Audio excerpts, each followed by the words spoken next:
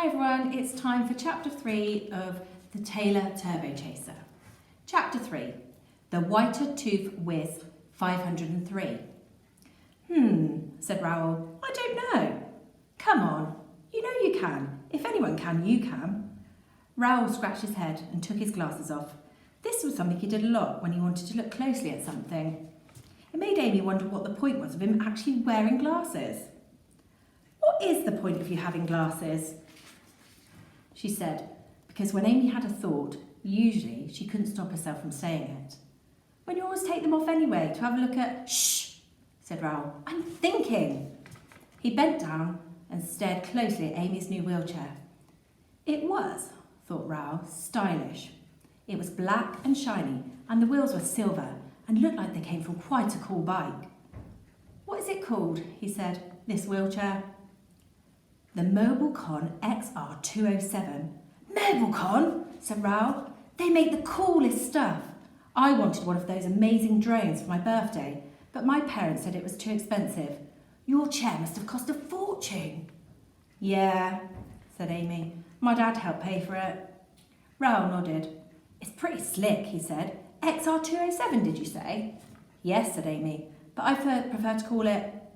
Amy pulled the lever on the arm of the chair backwards, and the wheelchair went back faster than you might think. The Taylor Turbochaser. Hey, said Raoul, chasing after her. They were in the playground of their school, Bracketwood. Amy and Raoul were in year 6. Amy was the only kid in a wheelchair at the school. The teachers sometimes tried to make her feel okay about this, which wasn't necessary, as she felt okay about it already. Her form teacher, Mr. Barrington, had once said to her, with an awkward smile on his face, the way to think about being in a wheelchair, Amy, is that it makes you very special. And she had told him to bog off, which she didn't get punished for, probably because she was in a wheelchair. So in a way, Amy thought later, he was right. Raoul caught up with her. She pulled the lever to the right. The chair moved smoothly off in that direction. Raoul went backwards with her, but with a smile she jerked the lever to the left and the chair went left, dodging him. She stopped and looked up. You see? The steering's already as sharp as a Ferrari. Yeah, okay, he said, breathing heavily. But there's a long way between that and me making it into an actual... Raoul! He looked over. His friend Janet was approaching, holding something that looked like a motorcycle helmet with a toothbrush in the middle of it, which is exactly what it was. In fact, it was an old motorcycle helmet with a little battery-powered motor at the side, attached to a small metal rod.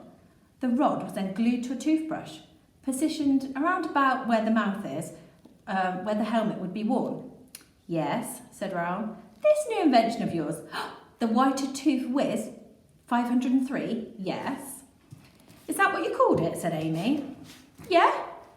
So, are there like 502 other models? Raoul thought about this for a second. No, he said. Are there 206 other versions of your wheelchair, the Mobilecon XR207? I don't think so. Fair point.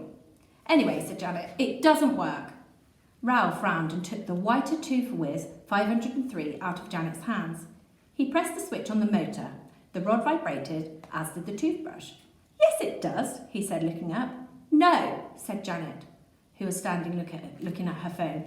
You said it would clean my teeth without me having to do anything. But that's wrong, because I still have to, A, put toothpaste on the toothbrush, and B, move my mouth around so that the brush gets to the different teeth. When Janet said these 2 points, A and B, she didn't do what most people normally do. She didn't put up 2 fingers, one at a time, or point to 1 or 2 fingers, or anything. She just said it. This was because Janet was one of the laziest people who had ever lived, and preferred, whenever possible, not to do anything except look at her phone. Which, in fact, was why she'd been very keen on the idea of the Whiter Tooth Whiz 503. It doesn't work, said Janet. It does, said Raoul. It's meant to be an effort-saving device. Yes, to save you some of the effort of cleaning your teeth, not all of the effort. I wanted to be able to clean my teeth and text at the same time, Raoul sighed. You're just lazy, said Janet, which was ironic. No, he's not, said Amy. And he's going to make this wheelchair into something incredible, aren't you, Raoul? Raoul swallowed. Well, I'll try, he said, which was good enough for Amy. Now, if you could invent something to save some time, what would you invent?